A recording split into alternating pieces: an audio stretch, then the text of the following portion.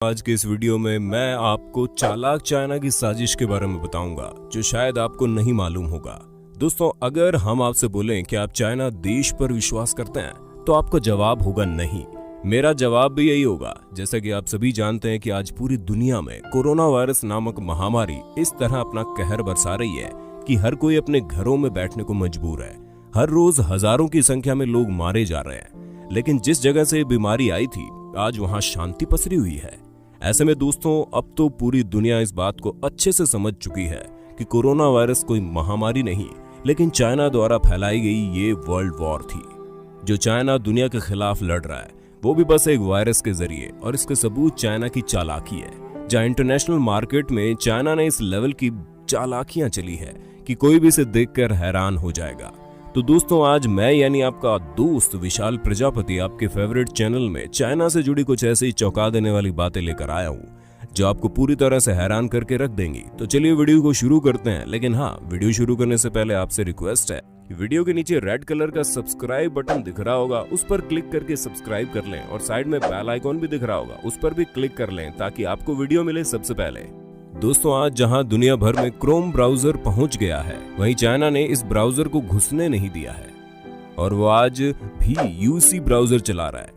और न सिर्फ खुद चला रहा है बल्कि भारी संख्या में दुनिया भर के लोगों को इस ब्राउजर को चलाने की सलाह लगातार अपने एड्स के जरिए देता रहता है। और दोस्तों, जहां पूरी दुनिया को जब कोई चीज जाननी होती है तो वो गूगल बाबा को याद करते हैं, वहीं चाइना सर्च इंजन के लिए बायदू का इस्तेमाल आज भी करता है।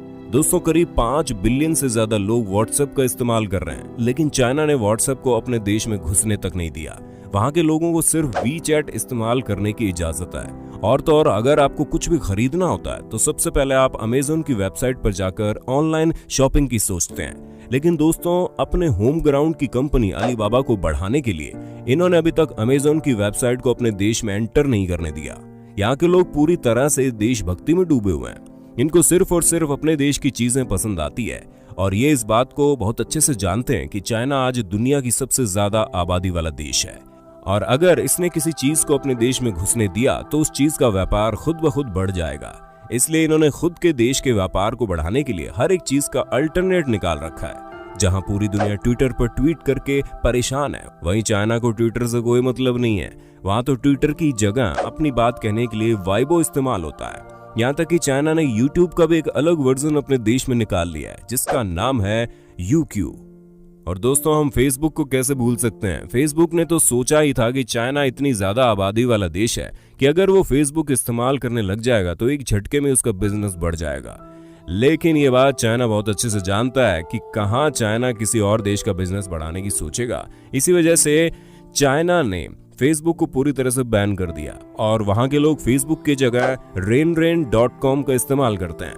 अब दोस्तों, इससे आप बात समझ गए होंगे कि अपने देश में इंडिविजुअल्स और कॉर्पोरेट की बढ़ोतरी के लिए पूरा चाइना खड़ा हो जाता है, और दुनिया की सबसे ज्यादा आबादी वाले देश में भी वहां के लीडर्स इतनी चालाकी से लोगों को हर एक चीज अपने हिसाब से करने पर मजबूर कर देते हैं। और दोस्तों, हम चाहे जितना भी सर क्यों ना पीटते रहे, मगर आज चाइना भारत में 100 बिलियन तक इम्पोर्ट कर रहा है। वहीं अगर भारत की बात करें तो हम मुश्किल से 5 बिलियन का एक्सपोर्ट चाइना में नहीं कर पा रहे। यानी कि चाइना डायरेक्ट 95 बिलियन का प्रॉफिट अकेले हमारे भारत देश से कमा रहा है। चाइना अपने भारत में किसी भी कंपनी को नहीं घुसने देता, लेकिन खुद उसको पूरी दुनिया में अपना कदम रखना है, जिसका सबसे बड़ा एग्जाम्पल वीवो और ओप्पो है। ये दोनों एक ही कंपनी के प्रोडक्ट हैं, लेकिन दोनों को ही आपस में बार बार कंपटीशन करा के लोगों का क्रेज और इंटरेस्ट इन मोबाइल फोन्स की तरफ बढ़ाकर कितनी चालाकी से चाइना अपना डंका बजा रहा है। ये तो हमें नहीं लगता कि इतना कुछ बताने के बाद हमें आपको ये भी बताने की जरूरत है कि आज हम सिर्फ एक मोहरे बनकर रह गए हैं और चाइना राजा बनकर अपनी चाल पर चाल चले जा रहा है। और दोस्तों, हमारे इतना कुछ समझाने के बाद भी जब हम होली और दिवाली में घरों के सामान लेने निकलते हैं तो सबसे पहले हमारे दिमाग में चाइनीज सामान ही आते हैं, फिर चाहे वो लाइटिंग हो या फिर खिलौने।